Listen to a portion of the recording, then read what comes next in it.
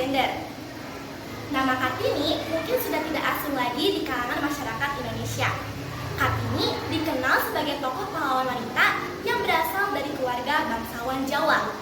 Ia dikenal sebagai tokoh emansipasi wanita. Berawal dari keinginannya untuk menjadi wanita maju seperti di Eropa, ia berhasil membuat gebrakan baru bahwa perempuan bisa berperan lebih di berbagai aspek kehidupan, terutama di bidang pendidikan dan emansipasi. Pada bidang pendidikan, Kartini menumbuhkan sebuah kesadaran bahwa perempuan juga bisa menentukan pilihan hidupnya, tidak harus dengan paksaan orang tua, dan perempuan juga bisa menjalani pendidikan setinggi-tingginya. Dirinya telah memberikan warisan yang tak ternilai harganya, terutama dalam bidang pendidikan. Dalam surat yang ditulis oleh Kartini, dirinya menyatakan bahwa untuk bisa menjadi perempuan yang maju, kita harus bisa menggapai pendidikan yang tinggi. Menurutnya, wanita harus memiliki pendidikan yang tinggi karena wanita akan menjadi tempat pembelajaran awal untuk anak-anak mereka. Wanita harus cerdas agar dapat mencerdaskan anaknya kelak. Selain dalam bidang pendidikan, Kartini juga memberikan warisan berupa semangat emansipasi. Baginya, perempuan harus memiliki hak dan kesempatan yang sama dengan laki-laki. Ia ingin membebaskan perempuan dari pemikiran-pemikiran tradisional yang terbatas. Surat yang ditulisnya menggambarkan keadaan saat itu, di mana dalam budaya Jawa, wanita ditempatkan lebih rendah dibandingkan dengan laki-laki. Dalam surat yang ditulisnya saat itu, pada susunan aturan budaya Jawa, wanita hanya berpusat pada 3 tempat, yaitu sumur, dapur, dan juga kasur. Kartini juga bercerita kepada temannya yang bernama Stella, bahwa pada saat itu, para wanita terbelenggu oleh aturan-aturan kuno, di mana wanita dilarang untuk menuntut ilmu, bahkan dilarang secara keras untuk keluar rumah, berbeda dengan laki-laki.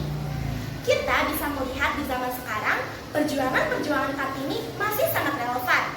Kita bisa melihat di lingkungan sekitar kita bahwa banyak wanita-wanita yang sudah bisa mengenyam pendidikan setinggi-tingginya.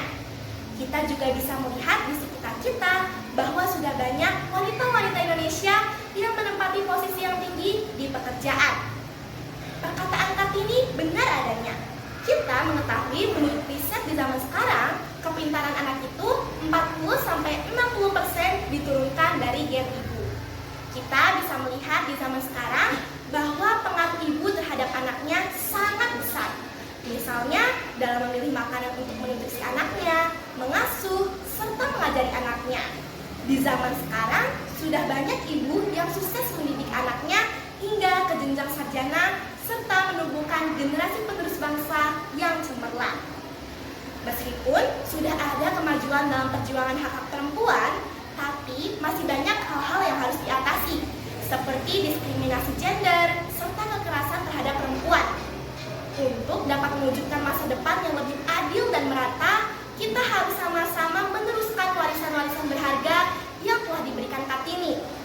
Seperti dengan cara menyempurnakan penegakan hukum yang dapat melindungi perempuan, meningkatkan partisipasi wanita dalam berbagai aspek kehidupan seperti pendidikan, ekonomi, dan politik, menumbuhkan kesadaran terhadap masyarakat mengenai pentingnya kesetaraan gender, serta berkolaborasi dengan sektor lain untuk pemberdayaan perempuan.